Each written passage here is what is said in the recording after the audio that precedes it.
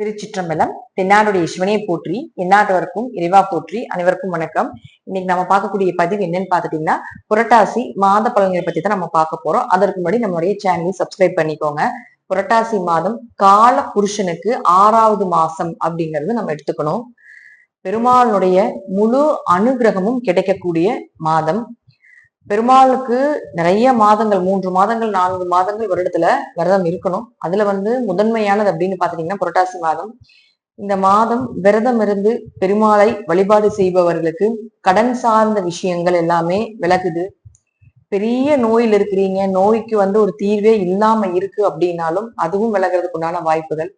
Case ஏதாவது இருக்குது உங்க பக்கம் சாதகம் இல்லாம இருக்குது அப்படின்னா, நியாயம் உங்க பக்கம் இருந்தால் கண்டிப்பாக நேர்மைக்குண்டான பெருமாள் நிச்சயமாக உங்களுக்கு அதுல ஒரு வெற்றியை ஏற்படுத்தி கொடுப்பார். அடுத்தது பாத்தீங்கன்னா, வேலை இல்லாம இருக்கக்கூடியவர்களுக்கும் வேலையில பிரச்சனையில இருக்கக்கூடியவர்களுக்கும் இந்த மாதம் விரதம் இருந்து பெருமாளை வழிபாடு செய்யும் பொழுதும் வேலையில இருக்கக்கூடிய தடை தாமதங்கள் விலகும். அதே போல இந்த மாதம் என்னென்ன கிரகங்கள் மாறுறாங்க அப்படிங்கிறத நம்ம பார்க்கலாம். சூரியன் அப்படின்னு சொல்லக்கூடியவர் புரட்டாசியாக இருக்கக்கூடிய கன்னியா வீட்டிலே இருக்கிறார். செவ்வாய் அப்படின்னு சொல்லக்கூடியவர் துலா வீட்டுக்கு இருக்கிறார். இதே வீட்டில இருந்து தன்னுடைய சொந்த வீட்டு இந்த மாதம் முழுவதும் பார்த்துட்டு இருக்க போகிறார். புதன் அப்படின்னு சொல்லக்கூடியவர் கன்னியா வீட்டுல 16ஆம் தேதி வரைக்கும், 16ஆம் தேதிக்கு மேல பாத்துட்டீங்கன்னா துலா வீட்டுக்கு வருகிறார். கேதுவும் ராகுவும் அதே இடத்துலதான் நிக்குது. ராகு உங்களுக்கு கும்பத்திலையும், கேது உங்களுக்கு சிம்மத்திலையும். சனி பகவான் வக்கர கதியில் இருக்கார். நவம்பர் மாதம் 11ஆம் தேதி வரைக்கும் வக்கரம்தான். ஜாதகத்துல யாருக்கெல்லாம் சனி வக்கரமா இருக்குதோ அவர்களுக்கெல்லாம் நல்ல யோகத்தை கொடுக்க போகிறார். யாருக்கெல்லாம் சனி வக்கரம் இல்லையோ அவங்கெல்லாம் கொஞ்சம் கவனமாக இருந்து கொள்ள வேண்டும். அடுத்தது பாருங்க, இந்த சுக்கிரன் அப்படின்னு சொல்லக்கூடியவர் சிம்ம வீட்டுல இருக்கார். 23ஆம் தேதி வரைக்கும் சிம்மத்தில் இருந்துட்டு அதற்கப்புறம் கன்னியா வீட்டுக்கு வரப்போகிறார். இதுல கிரக சேர்க்கைகள். அடுத்தது இந்த கேதுவும் சுக்கிரனும் சேர்ந்தால் பெண் சாபம் அப்படிங்கறது நம்ம எடுத்துக்கணும். இந்த பெண் சாபம் இருக்கக்கூடிய வீட்டுல எல்லாமே பாத்துட்டீங்கன்னா குலதெய்வம் தெரியாம இருக்கும். குலதெய்வம் இருந்தாலும் பலன் கொடுக்கல. குலதெய்வ கோயிலுக்கு போயிட்டு வந்தாலே பிரச்சனைகள் நடக்கிறது.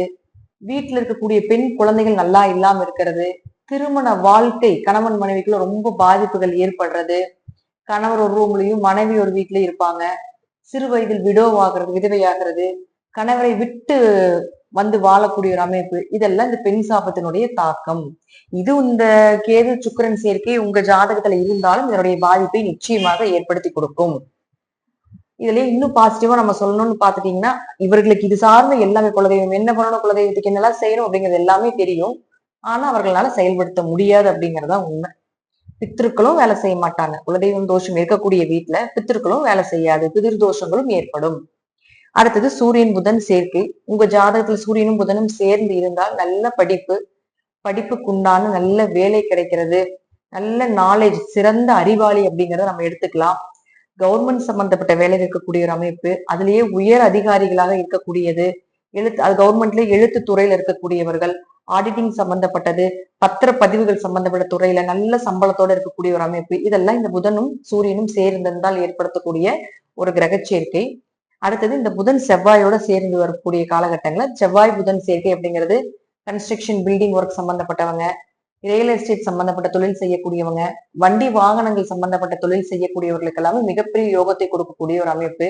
அதுலயே உணவு தொழில் செய்யக்கூடியவர்கள், டிபார்ட்மெண்டல் ஸ்டோர் சம்பந்தப்பட்டது, மளிகை சம்பந்தப்பட்ட தொழில் செய்யக்கூடியவங்க, பினான்ஸ் சம்பந்தப்பட்ட தொழில் செய்யக்கூடியவர்களுக்கு எல்லாமே ஒரு உயரத்தை கொடுக்கக்கூடிய ஒரு வளர்ச்சியை கொடுக்கக்கூடிய அமைப்பு அப்படிங்கிறது இந்த கிரகச்சேர்க்கை. இது உங்க ஜாதகத்தில் இருந்தாலும் இந்த மாதம் உங்களுக்கு நிச்சயமாக யோகத்தை ஏற்படுத்தி கொடுக்கும். இப்ப ஒவ்வொரு கிரகச்சேர்க்கையும் நம்ம பொதுவா இந்த கிரகங்கள் சேர்ந்தால் இந்த பலன்கள் கொடுக்கும் அப்படிங்கறத சொல்லியிருக்கிறோம். இனி பாத்துட்டீங்கன்னா ஜாதகத்துல ஒவ்வொருத்தருக்கும் ஒவ்வொரு மாதிரி இந்த கிரகச்சேர்க்கை என்னென்ன பண்ணுது அப்படிங்கறத நம்ம தெளிவா பார்க்கலாம்.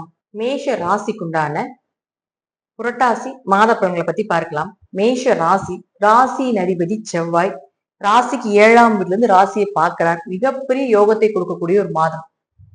ராசி அதிபதி ராசியை பார்ப்பதும் அதே போல சேர்க்கை ஏற்படுவதும், ராசி அதிபதியும் லக்னாதிபதியும் சேர்க்கை ஏற்படுவதும், தன்னுடைய சொந்த வீட்டை பார்ப்பதும் மிகப்பெரிய பலத்தை ஏற்படுத்தி கொடுக்கும். ஏன்னா மேஷத்துக்கு 7.5 சனி நடந்துட்டு இருந்தாலும் கூட ராசி அதிபதி ராசியை பார்ப்பது என்பது, செவ்வாய் பார்ப்பது என்பது தைரியத்தை அதிகப்படுத்தும். ஏன்னா 7.5 சனி நடக்கும்போது மனசுல பயம் ஏற்படும். அடுத்தது என்ன பண்றதுன்னு தெரியல, எல்லா பக்கம் லாக் ஆகுதே அப்படிங்கிறது எல்லாமே தோணும். ஆனா இந்த செவ்வாயினுடைய பார்வை எது வந்தாலும் பார்த்துக்கலாம், என்ன நடந்தாலும் பார்த்துக்கலாம் அப்படிங்கிற ஒரு அமைப்பை நிச்சயமா ஏற்படுத்தி கொடுத்துரும். அதே போல இப்ப செய்யக்கூடிய வழிபாடுகள் எல்லாமே உங்களுக்கு சாதகமாக வரும். ராசியை பார்க்கிறார்களே, 7ஆம் இடம் பரிகார ஸ்தானம். அப்ப ராசியை பார்க்கும்போது நிச்சயமா அது உங்களுக்கு நல்ல பலன்களை ஏற்படுத்தி கொடுக்கும். அடுத்தது 2 மற்றும் 7ஆம் அதிபதினு சொல்லக்கூடிய சுக்கிரன் போய் உங்களுக்கு 5ஆம் வீட்டுல இருக்கார் கேதுவோட. 2 5ல் இருந்தால் பண வரவு உண்டு. பொருளாதாரம் ஓரளவுக்கு இப்ப இருக்கிறத விட இந்த புரட்டாசி மாசம் பாத்தீங்கன்னா ஓரளவுக்கு நன்மைகளை கொடுக்கும். வெளியே எங்காவது பணம் கொடுத்து சிக்கிட்டு வராம இருந்தாலும் கூட அது வர்றதுக்கு வாய்ப்புகள் உண்டு. அப்ப 7ஆம் அதிபதி 5ல் போய் இருக்கும் பொழுது திருமண வரன் அமைஞ்சு வரும். எதிர்பார்த்த வரன் அமைஞ்சு வரும். ரொம்ப நாளா திருமணம் ஆகாம இருந்திருந்தாலும் கூட ஏதோ ஒரு வழியில திருமணம் சார்ந்த விஷயம் உங்களுக்கு கை கொடுக்கும். ஆனா அங்க கேதுன்னு சொல்லக்கூடியது இருக்கிறதுனால இப்ப சொன்ன அத்தனை விஷயத்திலயும் ஒரு தடைகளோ ஒரு தாமதத்துக்கு பின்போ நடக்கும் அப்படிங்கிற அமைப்பு உண்டு. சுக்கிரன் கேது அப்படின்னு சொல்லக்கூடிய பெண் சாப அமைப்பை கொடுத்தாலும் உங்க ஜாதக ரீதியாக பண தடைகளை கொஞ்சம் கொடுத்து பின்பு கொடுக்கும். அதே போல திருமணத்துல ஒரு சின்ன சிக்கலை கொடுத்து மறுபடியும் திருமணம் சார்ந்த விஷயத்துல ஒரு பேச்சுவார்த்தை நல்லதுன்னு பண்ணி கொடுக்கும் அப்படிங்கிற அமைப்பு உண்டு. அடுத்தது புதனை பொறுத்த வரைக்கும் பாத்தீங்கன்னா 3 மற்றும் 6ஆம் அதிபதியானவர் 6ஆம் வீட்டிலே இருக்கார் 16ஆம் தேதிக்கு மேல. 3 6ல் இருந்தால் சகோதர ஒற்றுமை அதிகரிக்கும். அவர்கள் மூலமாக உங்களுக்கு உதவிகள் கிடைக்கும். இன்னும் கொஞ்சம் வெற்றி பாதையை நோக்கி அடுத்த கட்ட பாதையை நோக்கி போறதுக்கு உண்டான வாய்ப்புகளும் உண்டு. உங்களுடைய காரியங்கள் எல்லாமே ஜெயமாகக்கூடிய அமைப்பும் ஏற்படுத்தி கொடுப்பார். 6ல் இருந்தால் கடன் விலகும். நோய் சம்பந்தப்பட்ட பிரச்சனைகள் எல்லாமே அகலும். பெரிய நோய் இருந்தாலும் கூட அந்த நோய்க்கு ஒரு நல்ல மருந்துகள் அப்படிங்கிறது கிடைக்கும். கொஞ்சம் நரம்பு சம்பந்தப்பட்ட தோல் அலர்ஜிகள் கொஞ்சம் வரும். அதை மட்டும் கொஞ்சம் கவனமா பார்த்துக்கணும்.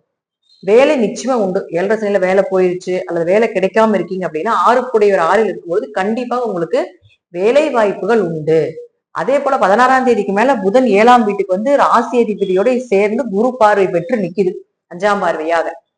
அப்ப புதன் செவ்வாய் சேர்க்கை அப்படிங்கிறது பொருளாதாரத்திலையும் நீங்க செய்யக்கூடிய செயல் ஒரு வெற்றியை கொடுக்கக்கூடிய அமைப்பை கொடுக்கும். குரு பார்வை பெறும்பொழுது இன்னும் அதீதமாக எந்த தடைகளும் இல்லாம கொடுக்கும் அப்படிங்கிறது அமைப்பு. அதே 7க்கு வந்தாலும் குடும்பத்தில் ஏதாவது சின்ன சின்ன மருத்துவ செலவுகள் இருந்தாலும் அதை சரி செஞ்சிருவீங்க. அந்த சரி செய்வதற்குண்டான பொருளும் பணமும் நிச்சயமாக கிடைக்கும் அப்படிங்கிறது அமைப்பு. அடுத்தது சூரியனை பொறுத்த வரைக்கும் 5 6ஆம் வீட்டுல நிற்கிறார். கொஞ்சம் குழந்தைகளுடைய உடல்நிலையில மட்டும் கொஞ்சம் கவனமா பார்த்துக்கணும். ஏன்னா 5 6 தொடர்புங்கும் பொழுது 5ஆம் இடங்கிறது குழந்தைகள், குடும்ப ஒற்றுமை, குலதெய்வம், அதிர்ஷ்டம் இதெல்லாம் சொல்லக்கூடிய இடம். அவர் 6ல் இருக்கும்பொழுது கொஞ்சம் அதிர்ஷ்டத்தை நம்பி இறங்க வேண்டாம். குழந்தைகளுடைய உடல்ல கொஞ்சம் கவனமா பார்த்துக்கோங்க. குடும்ப நபர்கள்ல சின்ன சின்ன ஒரு பேச்சுவார்த்தைனால பிரச்சனைகள் வரலாம். ஏன்னா அதே இடத்துல கேது இருக்காரு இல்லையா, அதனால கொஞ்சம் சின்ன சின்ன மன வருத்தங்கள் ஏற்படலாம்.